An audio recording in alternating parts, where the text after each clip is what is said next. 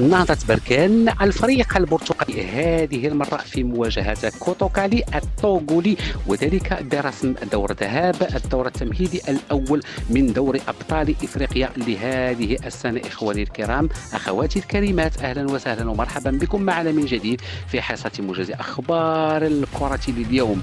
الكاف كما نشاهد وكما نعاين اختارت هذه المرة مشاركة 62 ناديا لأول مرة في مشوار الذهاب والإياب للدور التمهيدي الأول وكذلك الثاني. لم تستثني إلا النادي الأهلي المصري وكذلك النادي سان داونز من جنوب إفريقيا. قبل ذلك أخوتي أخواتي، كنت جديد معنا في القناة ما تبخلش لنا بالضغط على زر الاشتراك وخلوا لنا لايكاتكم لهذه القناة المتواضعة. بسرعة نعود للموضوع. إذا نادي نهضة بركان المغربي المتألق في مواجهة كوتوكالي الطوغولي في أمسية يوم الأحد 21 من هذا الشهر ابتداء من الساعة 4 مساء بتوقيت المملكة المغربية.